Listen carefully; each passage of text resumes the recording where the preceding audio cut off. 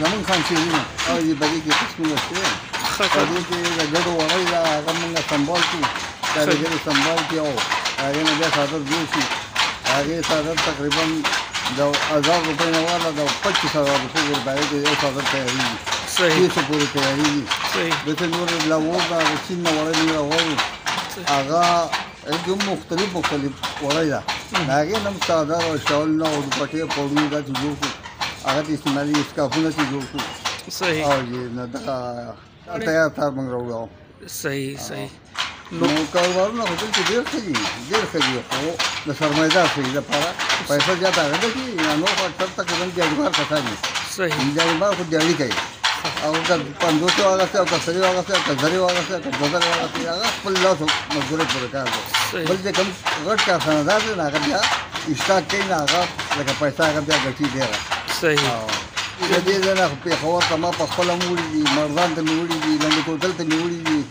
پیند اسلام آباد ته موړي دي ګلګت ته موړي دي صحیح و دې علاقه ته په خپل هم کوي صحیح دا دې حساب ته څنګه معلوم دا د نو فوکس او نه دې زور نوم دي او دا ټول کله لګي هغه بلکې کمیام نه هغه هم لکه دا کارو نوکری او بل څه نشته کنه او نو لکه ټول دنیا لګیا ده نو د دې استعداد موږ ته نه معلوم چې دا څومره کسان دي صحیح چار اخلي د ماشینان او بس کړي ماشینان پاتې دي بس کړي دي توان به کو توان نه بګیږي صحیح غریب کسه غریب سره په توان کوي او مور سره چې مور سره به دا پیدا کوي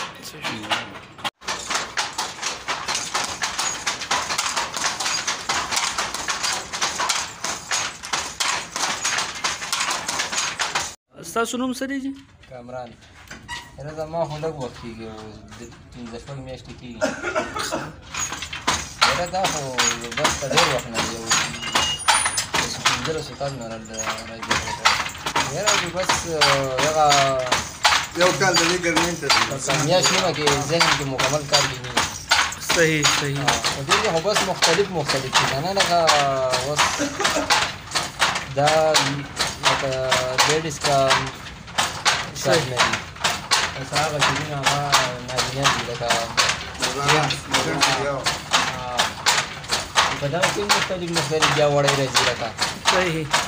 او په دې کې مختلف لکه وړۍ راځي لکه بیا هر ځای ته ځي. صحیح. گازر خو چې مکمل تیارېږي ګنټه کې تیارېږي. صحیح. ګنټه یو نیمه ګنټه کې. صحیح. دا خو موږ تیارو دغه بس 80 منټ ګنټه کې دا مالي. صحیح. هغه خو د څادر پورې خبره ده که نه. دا اوس دا چې پټو چې زه جوړوم نو دا زه 5 روپۍ جوړوم. صحیح. بیا شړۍ جوړې نو بیا په هغې کې مختلف ریټونه دي. 150 مواد او په بره 200 300 د ورځې خو زه په دې کار کوم لکه دغه 800 جوړېږي. زما نوم محمد شعیب دی اوسېدونکی یم او پیدایشي بچی یم. سلام.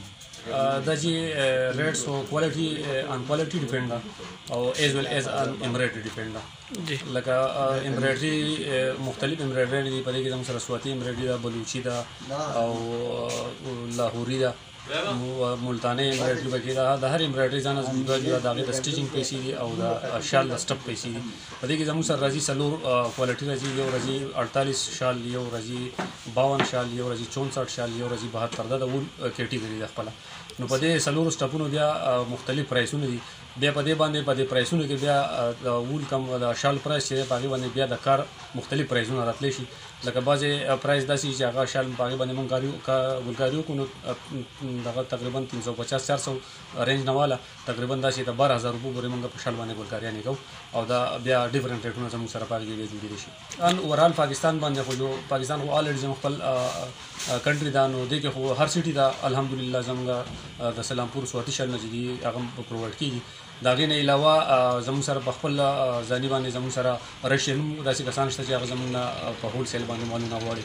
په دې کې زموږ سره فلپاین والا شته، په دې کې زموږ سره انګلینډ شته، یو لیډي امریکن زموږ سره شته هغه چې خپله وړۍ رالیږي موږ ورته شالونه جوړو د هغې نه.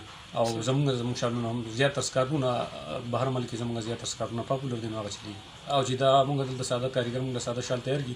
دا 2 قسمه ګلکاري راځي چې یو په کډۍ باندې کاریګر په خپله کوي چې هغې ته کټ ډیمریټ وي. بل دا زنانه په کورونو کې بیا په لاسو کوي. نو زموږ سره په ملتان او ډیا خان کې خپل ورکرز دي تقریبا 300 پلس ورکرز دي زموږ سره. نو بیا هغو ته موږ لیږو نو هغه بیا مختلف ګلکاریانې موږ لرو.